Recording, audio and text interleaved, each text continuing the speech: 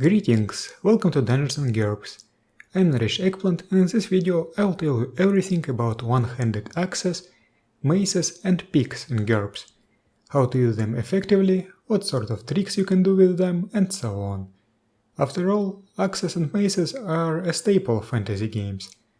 Dwarves, barbarians, brigands, they often wield axes or maces, right? Axes, maces and picks in GURPS use the same skill, axe, mace. It's an average difficulty skill, like most melee weapon skills. Axe mace defaults to dexterity -5, flail -4 or two-handed axe mace -3. This weapon category is quite big. GURPS Low-Tech has 13 entries in the weapon table. Fortunately, the table is something I can actually show on the screen, so let's take a look at it. My conversions of D&D weapons add 5 more to the list. You may be surprised by the fact that there's no hammer on this table, but hammers and maces are the same thing in GURPS. A hammer is just a mace with a different shape. As you can see on the table, all of these weapons deal swing damage. Whatever thrust damage you see is used for sharp hooks that I will talk about later. This means that your damage output is going to be high, even if you are using reduced swing damage rules like I usually do. This weapon category covers all the usual damage types: crushing, cutting and impaling, which is good. The numerical damage bonuses are also very good. There's even a +3 there on the mace.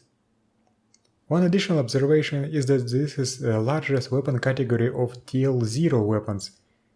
So if you are playing a caveman, then you're likely to wield an axe or a mace. This is especially important for characters that have nature powers that are penalized for having high-tech gear. All axes and maces have reach 1, which means that they cannot be used in close combat unpenalized. This is not good, but usually there are some ways to mitigate that, such as retreating, learning the close combat technique, or having a backup weapon. And now we get to the part that turns off many players, the parry statistic. See this U letter? This means that the weapon is unbalanced. You cannot use it to parry if you have already used it to attack this turn, or vice versa. For some reason, GURPS Low-Tech actually forgets about the vice versa part. I believe that this is an oversight. Then we have something that puts a smile on players' faces, the cost. When somebody asks you, why in the hell would anyone get an axe when swords exist? Point on this column. Just try to place your finger in a way that obscures the cost of the kopech. For example, a thrusting broadsword costs $600, while an axe costs $50. On TL3, your starting money is only $1,000 if you're a homeless adventurer, or just $200 if you're a settled person. So if you want to have a sword, you'll probably have to apply the cheap quality modifier to it. Speaking of weapons of quality, this low base price makes it easier to get better axes and maces. For example, a balanced axe that gives +1 to skill would cost $250, while a balanced thrusting broadsword would cost $3,000. And remember that in GURPS, a +1 to skill is significant. By the way, this is a place where some confusions and misconceptions might arise. A balanced axe is still an unbalanced weapon, if that makes any sense. Yes, you have +1 to skill, but you still cannot parry after attacking. Getting an even higher bonus to damage is cheaper too. A fine axe with +1 to damage costs $500, while a fine thrusting broadsword costs $2,400. What sucks is that maces do not get this bonus to damage, but you can still make them balanced for cheap. Anyway, you get the point here, low cost is good. Weight and strength are two closely related parameters. The higher the weight, the higher is the required strength. As you can see, the lightest axes and maces require ST8, and the heaviest require ST12. This is more than manageable. You might think that a heavy weapon is a disadvantage, but it's usually a positive feature. With a heavy weapon, you can break the opponent's weapon on a parry. For example, an axe weighs 4 pounds, which means that it can break anything that weighs less than 1.33 pounds. This includes most knives and sticks. A mace weighs 5 pounds, allowing it to break anything that weighs less than 1.66 pounds. The list is now bigger as you add some heavier knives, plus some small swords, short swords, and the tonfa that weigh 1.5 pounds. This means that opponents that wield such light weapons against you will likely be relying on dodge instead of parry, and dodge is usually lower. Even if they use a shield, your damage is high enough to damage and possibly break the shield after a few hits. That is, if you are using the damage to shields rule. Anything that you shoot, it's a good one. Now let's talk about some special features. 4 of these weapons, axe, round mace, throwing axe, and mace, have long enough handles to be used in 2 hands comfortably. These weapons also appear on the 2-handed axe mace weapon table. Using them with 2 hands allows you to improve your damage, but also, well, requires 2 hands, and that's not good. 7 of these weapons can be thrown with the thrown weapon axe mace skill. That's what number 1 in brackets means. They retain their swing damage when thrown, so they can deal some devastating damage at range, if you actually land the hit. I strongly recommend putting at least a point into the thrown weapon axe mace skill if you wield such a weapon. It can be a good way to start a combat, if you have another axe nearby, or a good way to finish off a running enemy. Number 2 in brackets means that the weapon has a hook. In this case it only shows sharpened hooks of the sickle and the khopesh. But picks and most axes can be used to hook. Maces are out of luck without any modifications. The hook technique can be found in GURPS Low-Tech, but GURPS Martial Arts has a more detailed version of it. What can you do with a hook? Many things. This is a very flexible technique. You can hook the head or limb, then on subsequent turns try to bring your foe down to his knees or make him fall. This requires a quick contest of strength, and you're likely to have high strength. Unlike a proper grapple, it seems that it doesn't penalize the victim's dexterity, at least if you're using the basic grappling system. If you're using technical grappling or fantastic dungeon grappling, then this is a proper grapple attempt that imposes its normal penalties. So maybe it should be considered a grapple in the basic system too? I don't know, consult your GM. It seems to me that it should. Hook also allows you to disarm the opponent more easily. What I consider to be the most important function of the hook is that it can unready shields. An unready shield makes the opponent much more vulnerable. Number 3 in brackets means that the weapon may get stuck. This is the feature of swung impaling weapons such as sickles and picks. This is both good and bad depending on the situation. You get a chance to deal additional unavoidable damage, but you also cannot use the weapon until you pull it out. Be careful with picks. Number 4 in brackets means that this weapon is better at hitting chinks in armor. The penalty is reduced by 2. This is useful against knights in full plate armor that are hard to injure otherwise. One more thing that I should mention, but that is not shown on the table. There is no fast draw axe mace skill, so you have to take a ready maneuver to ready such a weapon. But with a single exception, the khopesh. It can be also used with a broadsword skill, so it can be readied as a free action with fast draw sword. Now let's talk about weapon modifications. How can we customize axes and maces? I have already mentioned weapons of quality, but that's not all GURPS has.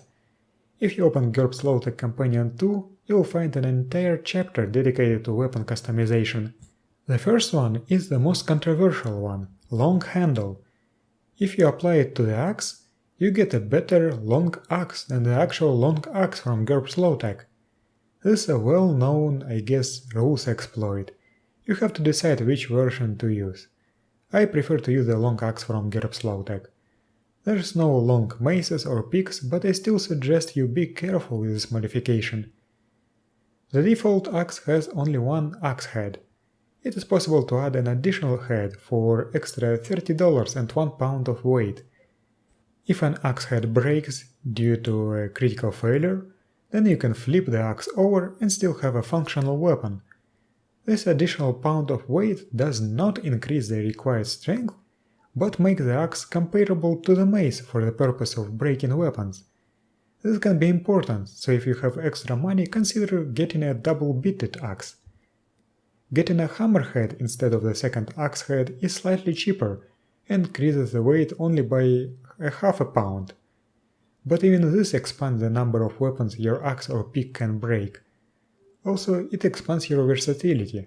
For example, if you are reluctant to fight a foe with your pick, because having it get stuck in the opponent would be a death sentence to you, you can flip your weapon around with a free action and use the hammerhead to deal crushing damage.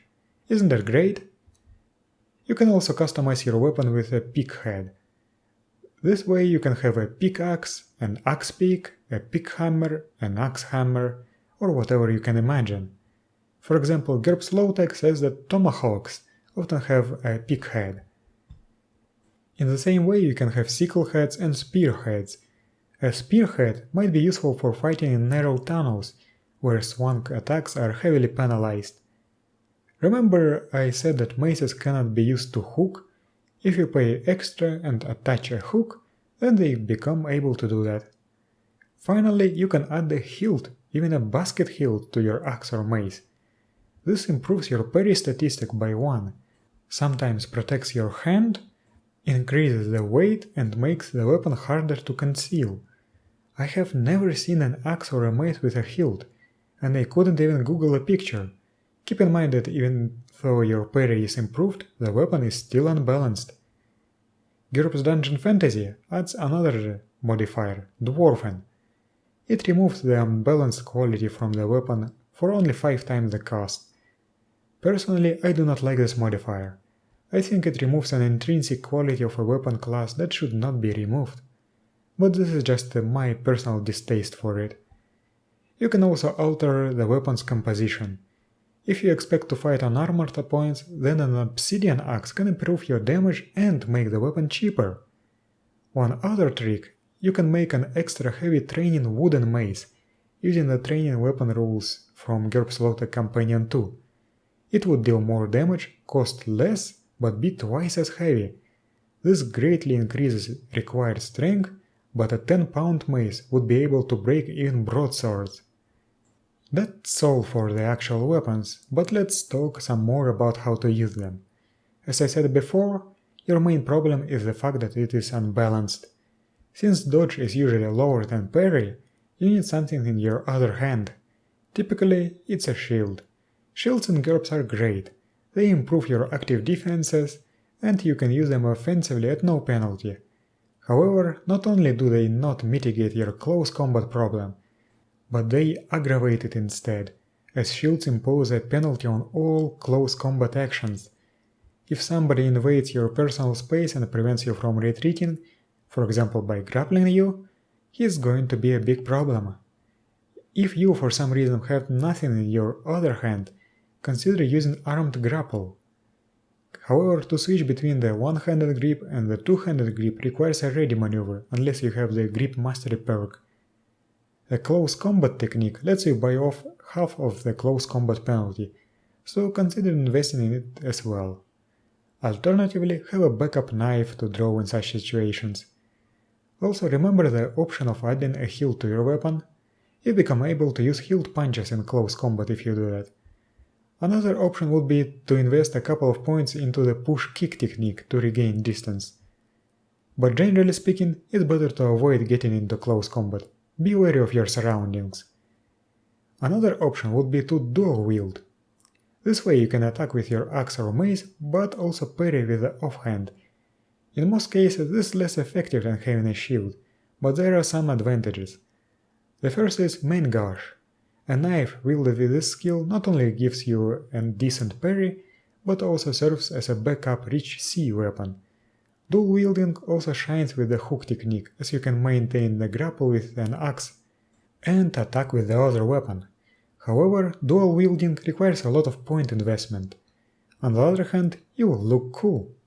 You can do the same with a shield for fewer points, especially if it is spiked or bladed, but shields are not rich C weapons. A very important attack option for Axemen and Macemen is the defensive attack from GURPS martial arts. You trade off a portion of your damage, but you retain the ability to parry after attacking. However, you should remember that you still cannot attack in the same turn that you parried with this weapon. Defensive attack should not be confused with defensive grip. This one is usually detrimental for axe wielders, as it actually decreases damage and does not remove the unbalanced quality. Since you are likely to have high ST, you should not forget about the beat, the strength-based feint variant from GURPS martial arts. In terms of hit locations, for cutting attacks it's easier for you to cripple limbs and extremities, and neck hits get an even higher injury multiplier. Crushing attacks can target whatever you want, but do not forget that GURPS martial arts allows targeting the vitals with crushing attacks. Impaling attacks work better against the torso and vitals than against limbs. Unfortunately, there's not much in terms of martial arts for axes and maces. GURPS martial arts only has the Indian style of Kalaripayat and the Okinawan Kobujutsu that include the axe-mace skill. And that's it for today. I hope that this video showed you that axes and maces are not that bad in GURPS as some people might think. Thank you for watching, and I'll see you next time.